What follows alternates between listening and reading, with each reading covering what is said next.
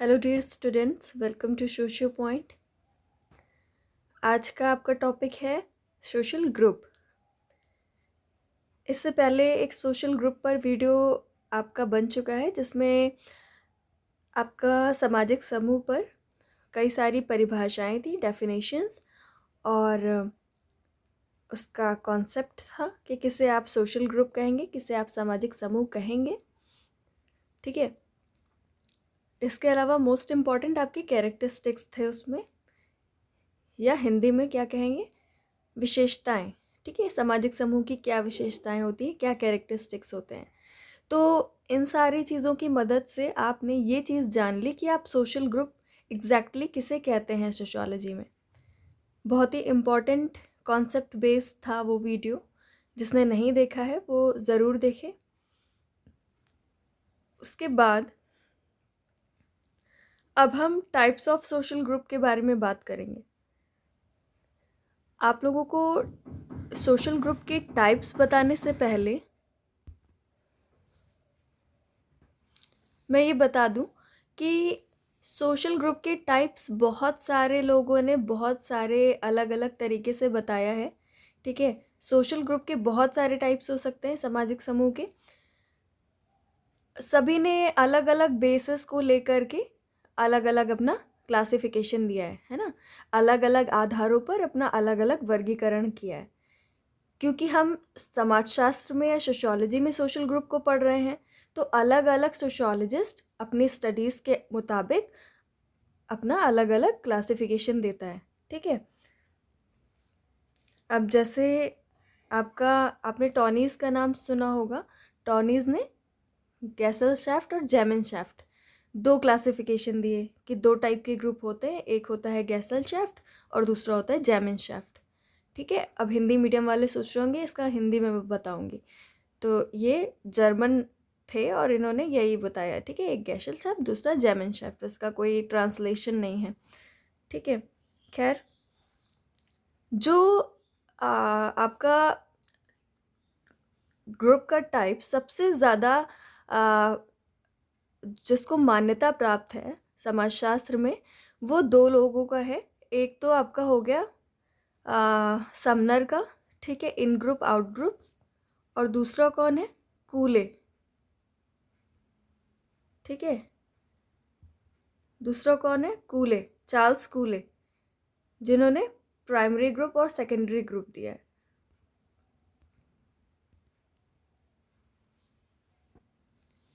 हाँ, तो अब हम लोग समनर और कूले, इन दोनों लोगों के ग्रुप्स के टाइप्स के बारे में जानेंगे। ठीक है। समनर ने दो टाइप के ग्रुप बताए हैं, इन ग्रुप और आउट ग्रुप। और चार्ल्स कूले ने दो टाइप के ग्रुप्स बताए हैं, एक है आपका प्राइमरी ग्रुप, दूसरा है आपका सेकेंडरी ग्रुप। ठीक है, जो ब्लैक से लिखा हुआ है, ए और B, primary group and secondary group. Hindi में इन समनर ने जो दिया है उसे हिंदी में कहते हैं अंतः समूह और बाह्य समूह, और इसमें प्राथमिक समूह और द्वितीयक समूह। ठीक है।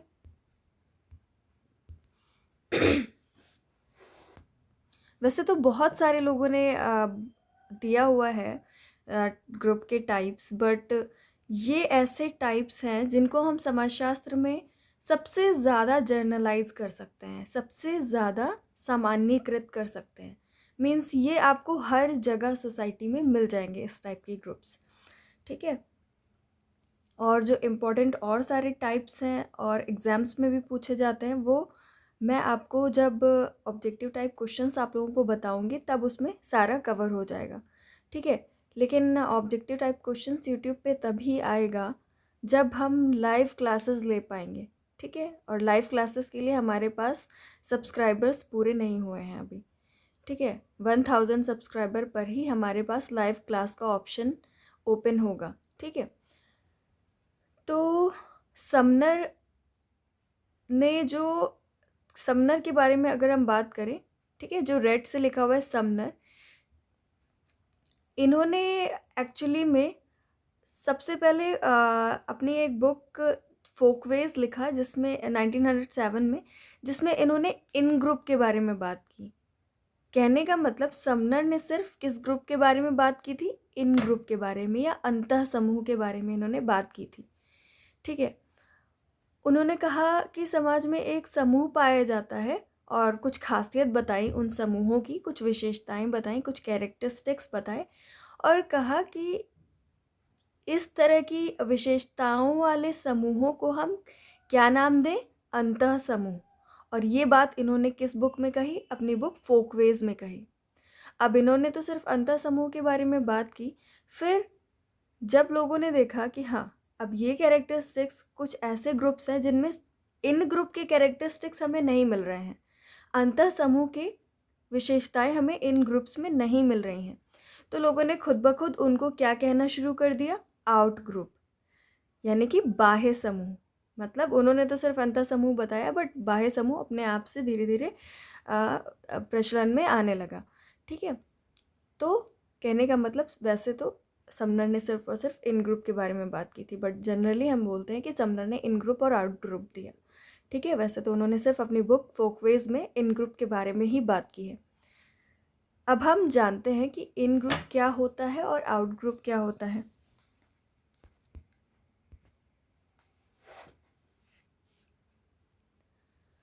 समनर का मानना था कि जो इंसान होता है जब वो या तो जन्म लेता है, ठीक है, या फिर कहीं पर जाता है किसी न्यू प्लेस पर या इस तरीके से, मतलब जहाँ के लिए वो नया होता है, तो अपने कहीं किसी भी आधार पर हम कह सकते हैं कि शुरुआती दौर पर इनमें जो व्यक्ति होता है, जो एक पर्सन होता है, वो क्या करता है, कुछ एक लोगों से ज़्यादा क्लोज आ जाता है।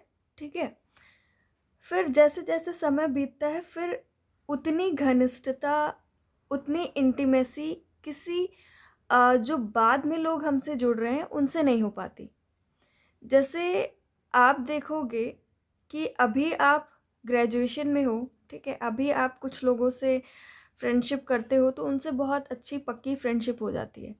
ठीक है, और फिर देखोगे जैसे जैसे आप आगे बढ़ोगे, जैसे आप अपने मम्मी पापा को ले लो, बहुत सारे लोगों से मिलते होंगे, बट जैसे आप लोग बेस्ट फ्रेंड बनाते हो क्योंकि आपका इनिशियल फेज़ है, आपका मतलब शुरुआती दौर है ना, लोगों से आप मिल रहे हो, लेकिन टाइम गुजर चुका है, आपके पेरेंट्स इस तरीके की फ्रेंडशिप नहीं बनाते हैं, है ना? तो उसी वही कहने का मतलब है। या आप किसी न्यू प्लेस पर, मान लो कोई रेंट पे रहते हैं कुछ लोग, अगर वो मान लीजिए किसी न्यू प्लेस पे गए, ठीक है, और वहाँ पे कुछ लोगों से उनकी बातचीत हुई, कुछ लोगों ने शुरुआत में हेल्प की तो उनसे अच्छी बॉन्डिंग हो जाती है, बट बाद में जो लोग और आते जाते हैं फिर उनसे नहीं बॉन्डिंग हो पाती है ना। ये बहुत ही मतलब आपके हिसाब से मैंने एग्जांपल बताया। ठीक है, तो समनर के कहने का मतलब यही था, मतलब जब हम शुरुआत में किसी से मिलते हैं, है ना, तो उनसे हमारी अच्छी बॉन्डिंग हो जाती है, तो हमारी उनसे, कहने का मतलब, इंटीमेसी अच्छी हो जाती है। ठीक है, हमारा उनसे सोशल डिस्टेंस नहीं रहता है। ठीक है, देखिए आप लोग अभी कोरोना की वजह से एक वर्ड यूज़ कर रहे हो, सोशल डिस्टेंस, बट यहाँ पर हम वो वाले सोशल डिस्टेंस की बात नहीं कर रहे हैं, बॉडी वाले डिस्टेंस की बात नहीं कर रहे हैं। ठीक है, तो कहने का मतलब शुरुआत में जब जिन लोगों से हम मिलते हैं तो उनसे हमारी बॉन्डिंग अच्छी हो जाती है, वो लोग किस में आ जाते हैं, हमारे इन ग्रुप में आ जाते हैं। देखिए ये तो हो गया एक कि हम सबसे पहले जिनसे हम मिलते हैं तो शुरुआती दौर में हम उनसे क्लोज़ चले जाते हैं। ठीक है, ये आपका एक समझने के लिए बताया आपको, समनर के लिए, समनर को समझने के लिए। ठीक है, और उनकी बुक याद रखिएगा, फोकवेज। और समनर ने कुछ मतलब जो इन ग्रुप है उसके कुछ और भी कैरेक्टरिस्टिक्स हैं, तो वो आप देख लीजिए, उससे और क्लियर होने वाला है आपको समनर का। ये है, जो ए है वो आपका इन ग्रुप के बारे में है। ठीक है, हाँ, तो जैसे इन्होंने बताया एक कि इन ग्रुप में वी फीलिंग होती है और दूसरा कॉमन इंटरेस्ट पाया जाता है, मतलब हम की भावना और समान हित। अब जैसे अभी अभी मैंने बताया ना कि आप लोग जैसे इनिशियली अपने इनिशियल फेज़ में किसी से भी मिलते हो तो इंटीमेसी हो जाती है। ठीक है, एक घनिष्ठ इंटीमेट रिलेशनशिप, मतलब घनिष्ठ संबंध। ठीक है, हिंदी में घनिष्ठ संबंध। तो घनिष्ठ संबंध होता है जब, तो वहाँ पे क्या होगा, वी फीलिंग पाया जाएगा। वी फीलिंग मतलब हम की भावना, है ना, मतलब मैं नहीं हम। ठीक है, हम उनको अपने जो दूसरे हैं उनको हम क्या मानते हैं कि वो मतलब यहाँ पर कुछ अगर स्वार्थ की बात जब आती है तो क्या कहोगे कि मतलब देखो सेकंड वाला जो है आपका कॉमन इंटरेस्ट लिखा हुआ है ना, तो वहाँ से क्लियर हो जाएगा आपको कि जैसे फैमिली मानो है ना, इन ग्रुप है फैमिली, एक एग्जाम्पल ले लो इन ग्रुप का, जैसे फैमिली, ठीक है, फैमिली एक ग्रुप है, तो वहाँ पर क्या होगा, आपको कॉमन इंटरेस्ट भी मिलेगा। कैसे कॉमन इंटरेस्ट? कहने का मतलब कि इंसान वहाँ पर अपनी सक्सेस में औरों की सक्सेस भी देखता है और औरों की सक्सेस में अपनी सक्सेस भी देखता है ना। दूसरे परिवार में जो बाकी लोग हैं उनकी वो जितने जब सफल होते हैं तो वो भी उतने ही खुश होते हैं जितने कि अपनी सफलता में खुश होते हैं, है ना। और सबका गोल एक ही होता है। कॉमन इंटरेस्ट मीन्स एक तरीके से गोल सेम है ना, कि हमें क्या करना है, अपने आप को डेवलप करना है, अपने लाइफ स्टाइल को और ज़्यादा अच्छा बनाना है ना। यही इंटरेस्ट होता है, सबका इंटरेस्ट सेम होता है। तो मतलब कहने का इन ग्रुप में जो लोग होते हैं उनका इंटरेस्ट क्या होता है, उनका जो हित होता है वो समान होता है, या गोल भी कह सकते हो, लक्ष्य भी समान होते हैं। हित का मतलब समान, मतलब कि फॉर एग्ज़ाम्पल जैसे आपकी बुक में दिया हुआ है एक एग्ज़ाम्पल, जैसे दो लोग हैं सड़क पे जा रहे हैं और दो साइकिल सवार हैं, दोनों में टक्कर हो जाती है, ठीक है। जैसे ही टक्कर होती है कुछ देखते नहीं है, बस बहस शुरू कर देते हैं, लड़ाई झगड़ा शुरू कर देते हैं। लेकिन जैसे ही देखते हैं कि अगर ऐसे लड़ाई झगड़ा करेंगे, पर जैसे ही देखेंगे कि सामने वाला हमारे इन ग्रुप का है, वैसे ही क्या होगा, पूछेंगे कि भाई आपको चोट तो नहीं लगी, तुरंत उनका नज़रिया बदल जाएगा, है ना। तो कहने का मतलब कि वो लोग, उन लोगों में वी फीलिंग होती है, ठीक है। और जैसे ही देखते हैं कि सामने वाला हमारा जान पहचान का है, परिचित है या इन ग्रुप का है, तो क्या होगा, तुरंत उनका नज़रिया भी चेंज हो जाता है, ठीक। इसी तरीके से हमारी पूरी दुनिया में अगर कहीं पर भी कुछ भी चल रहा हो, उससे हमें इतना फ़र्क नहीं पड़ता जितना अगर हमारे देश में कोई घटना घट जाती है तो हमें जितनी दुख होता है ना। मतलब नॉर्मली ऐसा होता है, ठीक है। अगर पाकिस्तान कुछ हमें अगर वहाँ से गोलीबारी कर रहा है, चाइना गोलीबारी कर रहा है, तो हमें ज़्यादा फ़र्क पड़ता है ना। तो कहने का मतलब हम उस समय क्या है, इन ग्रुप में हैं। जब पूरे भारत देश की बात हो रही है तो हम भारत देश के निवासी हैं, है ना। तो हमारा अगर एक भारतीय होने के नाते हम पूरे सारे भारतीय जितने भारत में रह रहे हैं वो सारे इन ग्रुप में हो गए, और जितने पाकिस्तान में रह रहे हैं वो सारे क्या हो गए, फिर आउट ग्रुप में हो गए, ठीक है। तो कॉमन इंटरेस्ट का अगर हम आपको सिंपली मीनिंग बताएं तो कहने का मतलब कि अगर हमारा कल्याण हो रहा है तो दूसरा जो इन ग्रुप का पर्सन है वो अपना कल्याण उसमें देखेगा। मीन्स अगर उसका वेलफेयर हो रहा है तो हम उसमें अपना वेलफेयर देखते हैं। कल्याण मीन्स वेलफेयर, है ना, या डेवलपमेंट। तो इसमें अपनत्व की भावना होती है। और काफ़ी हद तक इसमें कहा है समनर ने कि काफ़ी हद तक हम इसमें फ़ेस टू फेस रिलेशनशिप्स देखते हैं कि ये जो इन ग्रुप होते हैं ये आमने सामने के संबंध हो, है ना। फ़ेस टू फेस मीन्स हम जो आमने सामने के संबंध है उससे प्रभावित होते हैं। और जैसे जैसे अगर फ़ेस टू फेस रिलेशनशिप गायब होते जाते हैं तो जो घनिष्ठता होती है या इंटीमेट रिलेशनशिप होता है उसकी भी डिग्री कम होने लगती है। तो ये सारी कुछ बातें हैं जो एक तरीके से कॉन्सेप्ट है आपका, ठीक है। अपना जो ऑब्जेक्टिव टाइप क्वेश्चन आएगा आपका तो उसको सॉल्व करने में ये सारी बातें बहुत ज़्यादा हेल्प करेंगी आपको, ठीक है। सेकंड है समनर का आउट ग्रुप। और आउट ग्रुप की कुछ कैरेक्टरिस्टिक्स हैं जैसे कि कम सौजन्यपूर्ण या लेस कर्टसी। सेकंड, भेदभाव से युक्त या फुल ऑफ डिस्क्रिमिनेशन, दिखावे के संबंध या फॉर्मलिज्म। फिर है सोशल डिस्टेंस या सामाजिक दूरी, ठीक है। इसके बाद हम कूले की बात करेंगे। अब इसको थोड़ा सा समझ लेते हैं कि ये आउट ग्रुप के कुछ कैरेक्टरिस्टिक्स हैं जो कि समनर से रिलेटेड है, ठीक है। तो लेस कर्टसी मतलब जैसे कि हमने कम सौजन्यपूर्ण मतलब वही कि घनिष्ठता इसमें कम होती है आउट ग्रुप में, ठीक है। ये सारी चीज़ें अंडरस्टूड हैं। आई डोंट थिंक कि इतना ज़्यादा एक्सप्लेन करने की ज़रूरत है, बट अगर आपको फील होता है तो आप मुझे कमेंट कर दीजिएगा, ठीक है। वैसे लेस कर्टसी या कम सौजन्यपूर्ण का मतलब वही है कि कम इंटीमेट होते हैं, है ना। वी फीलिंग जिनमें ज़्यादा होती है वो लोग ज़्यादा इंटीमेट होते हैं, ज़्यादा घनिष्ठ होते हैं, ठीक है। भेदभाव से युक्त मतलब फुल ऑफ डिस्क्रिमिनेशन, मतलब कि जैसे अभी मैंने साइकिल सवार की टक्कर का उदाहरण दिया कि अगर वो लोग, उन लोगों में आपस में टक्कर होती है तो ऐसे लड़ाई झगड़ा करेंगे, है ना। और अगर जान पहचान के हैं तो एक दूसरे का हालचाल पूछ रहे हैं कि भाई चोट तो नहीं लगी। तो ये एक तरीके से क्या हुआ, डिस्क्रिमिनेशन हुआ, है ना, भेदभाव से युक्त, ठीक है। फिर है आपका फॉर्मलिज्म या दिखावे के संबंध। दिखावे के संबंध फॉर एग्ज़ाम्पल, जैसे कि अगर आप किसी से मिलते हो और कोई पूछता है कि भाई कैसे हैं आप, तो सीधे आप जवाब देते हो मैं तो बढ़िया, आप कैसे, है ना। और वहीं अगर आपकी मम्मी पूछे कि भाई कैसे हो आप, तो आप क्या क्या बताओगे, आप ही जानते हो, है ना। तो कहने का मतलब जो आउट ग्रुप के लोग होते हैं उनसे जस्ट हम एक फॉर्मल रिलेशनशिप या एक तरीके से हम दिखावे का संबंध रखते हैं, है ना।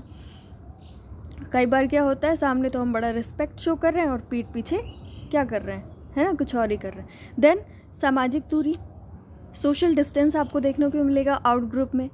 सोशल डिस्टेंस बच्चों वो आप लोग जो यूज़ करते हो ना कोरोना की वजह से, वो बहुत गलत यूज़ करते हो, ठीक है। डर के मारे उसका बिल्कुल मीनिंग ही चेंज कर दिया कोरोना के डर से। देखो, सोशल डिस्टेंस का मतलब होता है जब हमारे रिलेशनशिप में डिस्टेंस आते हैं तो सोशल डिस्टेंस होता है। जो कोरोना की वजह से हम डिस्टेंस मेंटेन करते हैं उसको हम क्या बोलते हैं, फिज़िकल डिस्टेंस, ठीक है। तो कोशिश करिए कि आप लोग सोशल डिस्टेंस वर्ड यूज़ करना बंद कर दो और उसको फिज़िकल डिस्टेंस बोलो, है ना, कि भाई maintain physical distance, not social. Social distance का मतलब हुआ कि हम बातचीत करना ही बंद कर दें, मिलना जुलना ही बंद कर दें। मिलते जुलते तो हैं ही ना, वीडियो कॉलिंग होती है, फ़ोन से बात होती है, तो सोशली या रिलेशनशिप में कहाँ डिस्टेंस आया, नहीं आया डिस्टेंस।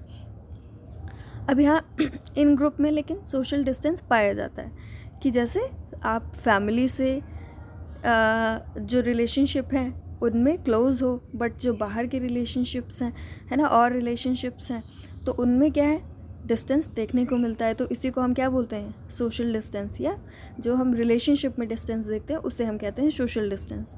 तो ये सारी चीज़ें थी।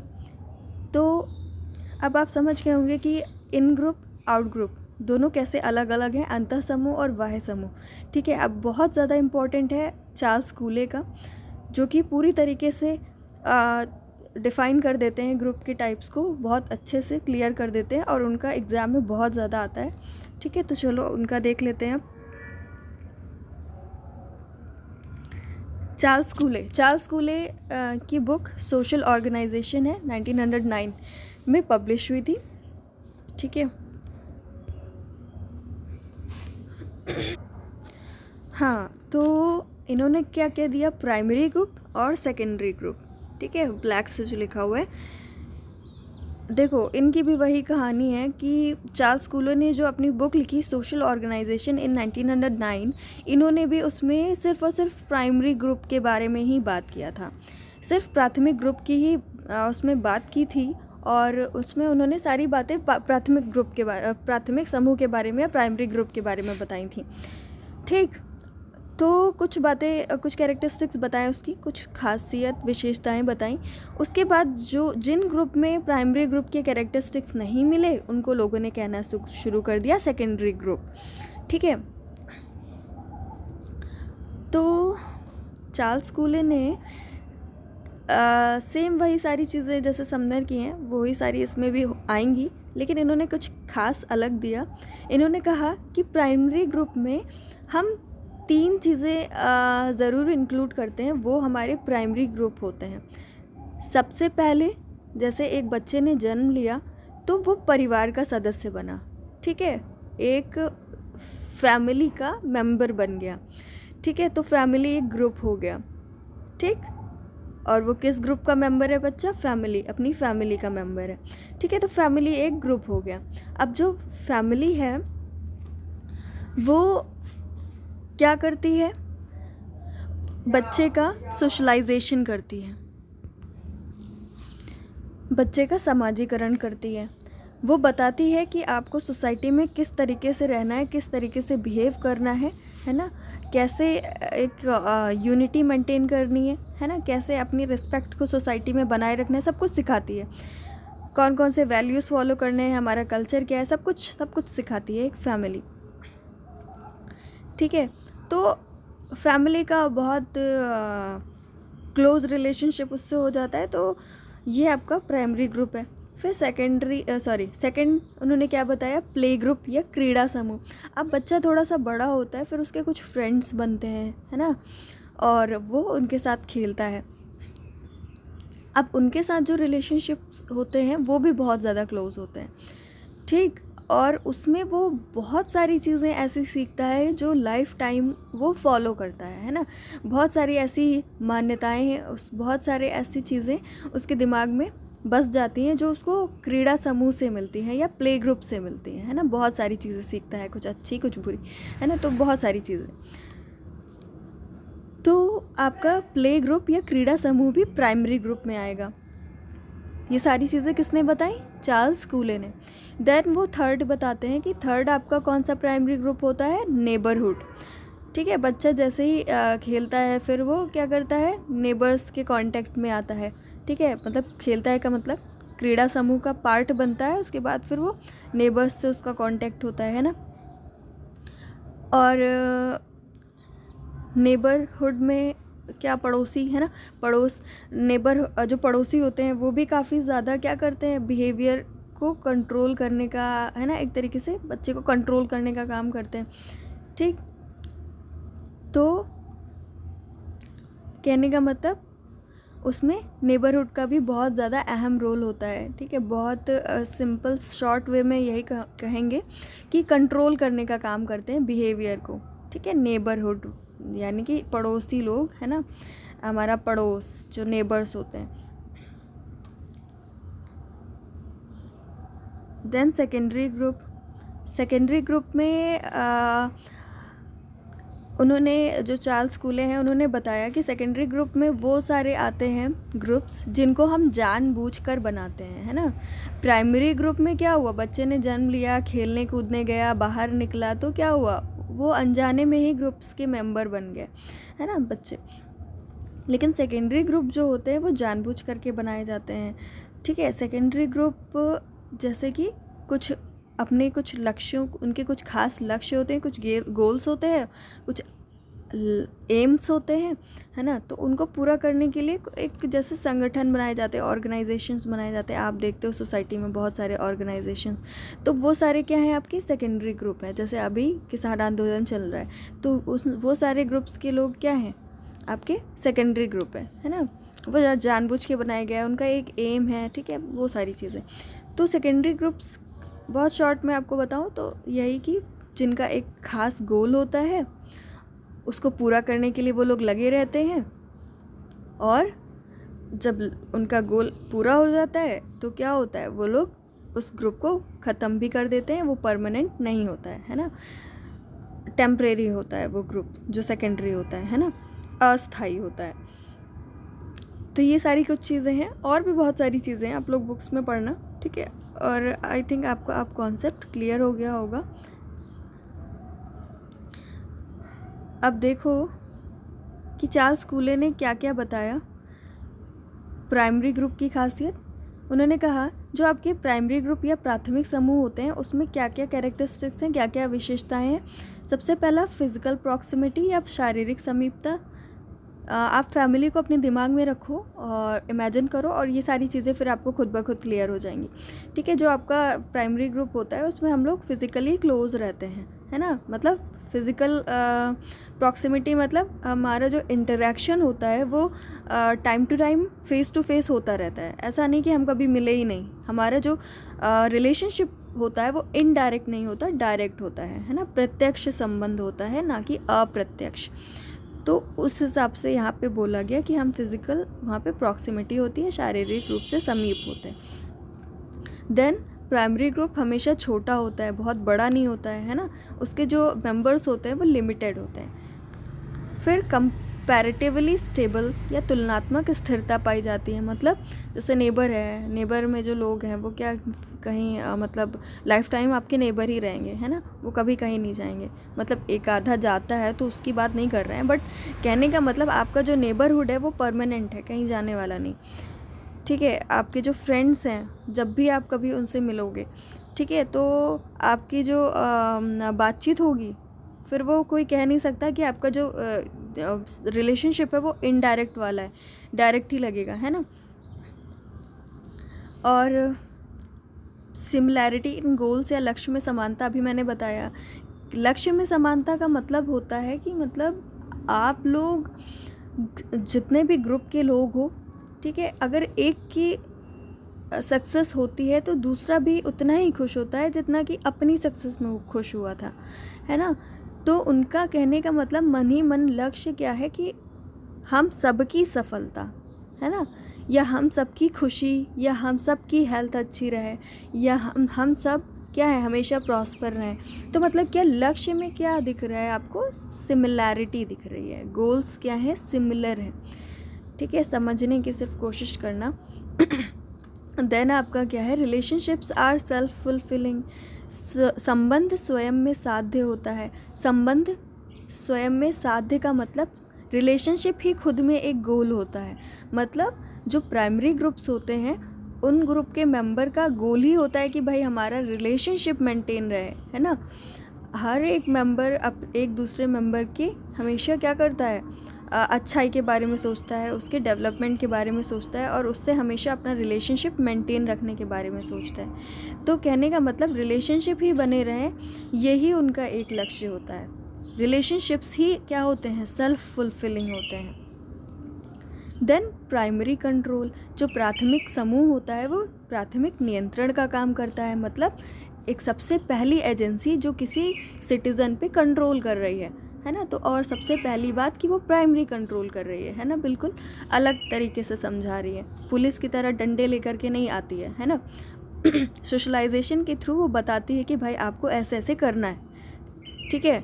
बच्चे को सिखाया जाता है कि भाई क्या है, टिफ़िन आपको मिल बांट के खाना है, चोरी नहीं करनी, किसी की पेंसिल नहीं चुरानी है। एक छोटे बच्चे को यही सारी चीज़ें सिखाई जाती है ना।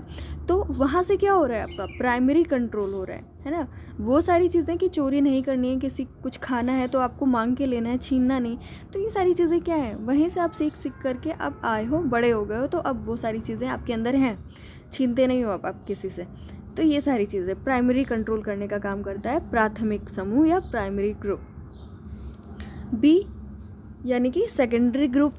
सेकेंडरी ग्रुप की क्या कैरेक्टरिस्टिक्स हैं देख लो ज़रा, क्या खासियत है। ठीक है, हिंदी मीडियम वालों के लिए हिंदी में बोल देते हैं भाई, और हिंदी मीडियम वालों थोड़ा प्रैक्टिस करो कि इंग्लिश में भी चीज़ों को समझो, क्योंकि कई बार क्या होता है, कई बार क्या जनरली यही होता है कि आप जो इंग्लिश में चीज़ें होती हैं वो ज़्यादा क्लियर होती हैं बजाय कि हिंदी वाले की। अब जैसे आपने देखा यहाँ पर रिलेशनशिप्स आर सेल्फ फुलफिलिंग ज़्यादा अच्छा है कि संबंध स्वयं में साध्य ज़्यादा अच्छा है ना। आपको पता चल रहा है, इंग्लिश वाले वर्ड्स देखा करो, जल्दी समझ में आएगा, और उनको भी याद करो। ठीक है, अब तो आपको लिखना है नहीं, लॉन्ग आंसर्स आने नहीं हैं आपके, ठीक है, तो अच्छे से प्रिपेयर करो।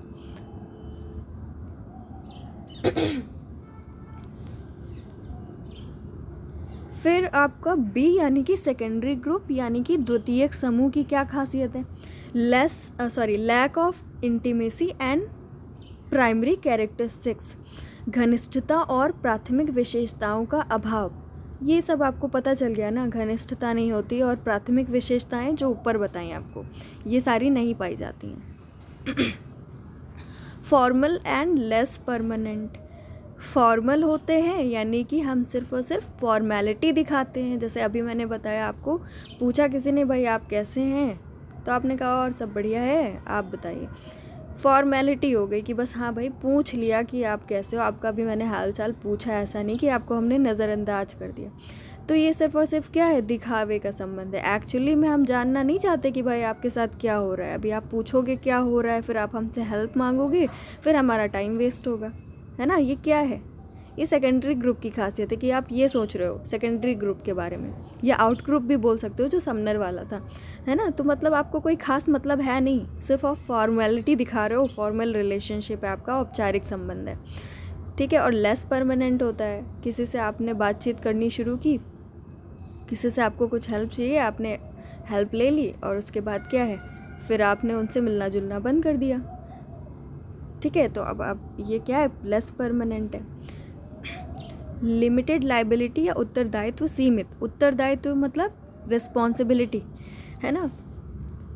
मतलब जैसे फैमिली है, फैमिली पे कुछ प्रॉब्लम आती है किसी भी तरीके की, तो सबका कर्तव्य है कि भाई आप उनकी हेल्प करो, फैमिली मेम्बर की किसी भी तरीके से, किसी भी जितनी भी आपकी लिमिट है उस लिमिट पर जा कर के आप उनकी हेल्प करो, है ना।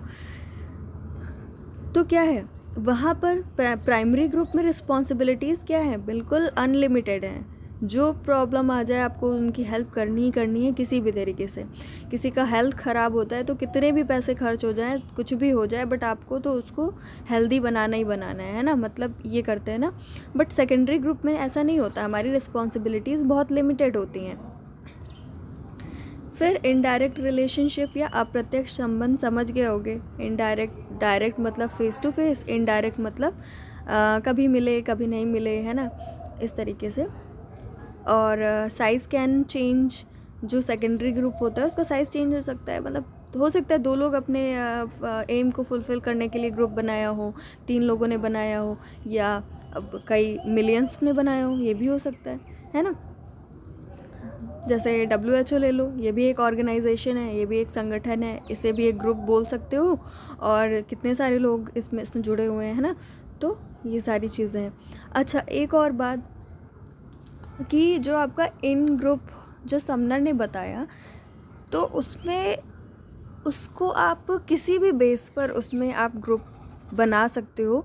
जैसे कि अगर हम जेंडर के बेस पर ग्रुप बनाएं तो जितने भी फीमेल्स हैं वो सारे एक ग्रुप में आ जाती हैं, तो फिर वो इन ग्रुप का पार्ट हो जाती हैं, फिर उनके इंटरेस्ट कॉमन हो जाते हैं। अगर हम जेंडर को बेस ले लें, पूरे इंडिया की, पूरे वर्ल्ड की फीमेल्स फिर एक हो जाएंगी।